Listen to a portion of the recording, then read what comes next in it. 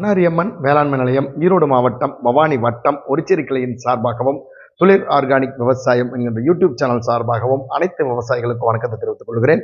என்னுடைய பெயர் செந்தில்குமார். என்னுடைய அலைபேசி 956683535595. பல நூறு ஆண்டுகளுக்கு பின்னாடி பார்த்தோம் அப்படின்னா ஊழிக்காலம்னு ஒரு காலங்களை குறிப்பிடுவாங்க. இந்த ஊழிக்காலம்னா என்ன அப்படின்னா, இப்போ பெரிய மழையோ வெள்ளமோ வந்துச்சு அப்படின்னா ஊருக்குள்ளே புகுந்துடும்.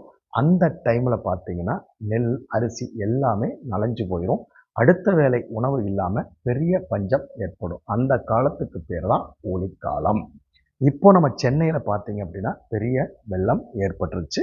அடுத்த வேளை உணவுகளுக்கு மக்கள் தடுமாறிட்டு இருந்தாங்க. இதே மாதிரி தான் அந்த டைமில் இப்படி வெள்ளம் வைத்திருக்கிற விவசாயிகள் வைத்திருக்கிற விதை நெல் எல்லாமே அழுகி போயிடும். அடுத்து விவசாயம் பண்ணுறதுக்கு விதை நெல் இருக்காது. இதுக்காக முன்னாடி இருந்த மன்னர்கள் என்ன பண்ணாங்க அப்படின்னா, நிறைய கோயில்களை கட்டி வச்சுருந்தாங்க. அந்த கோயில்களினுடைய உச்சி பகுதியில் பார்த்தீங்க அப்படின்னா நிறைய கலசங்களை மேலே வச்சுருப்பாங்க. இந்த கலசங்களுக்குள்ள தான் என்ன பண்ணுவாங்கன்னா, வரகு விதை நெல்லையெல்லாம் போட்டு நப்பி வச்சு மூடி வச்சிருவாங்க.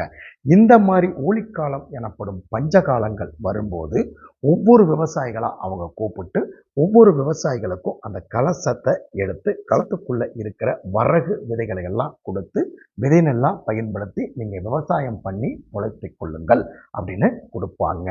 இந்த வரகு அரிசியை முறையாக பக்குவப்படுத்தி பதப்படுத்தி நம்ம வச்சிருந்தோம் அப்படின்னா 1000 வருடங்கள் ஆனாலும் இந்த நெல் கெடாது அப்படின்னு சொல்லுவாங்க. அது மட்டும் இல்லாமல் அந்த கலசங்களுக்குள்ள எதுக்காக இதை வச்சிருக்காங்க அப்படின்னா, எப்பேற்பட்ட இடி வந்தாலும் அந்த இடி தாங்கியா செயல்பட்டு அந்த கோயிலை காப்பாற்றக்கூடிய சக்தி இந்த வரகுக்கு இருக்கு. 10 மிளகு இருந்தால் பகைவன் வீட்டில் கூட சாப்பிடலாம். வரகு இருந்தால் உறவு தேவையில்லை. 2 பழமொழி இருக்கு.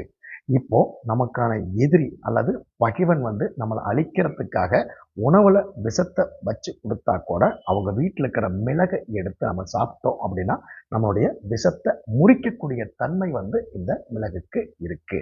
அதனாலதான் 10 மிளகு இருந்தால் பகைவன் வீட்டில் கூட சாப்பிடலான்னு சொல்லியிருப்பாங்க.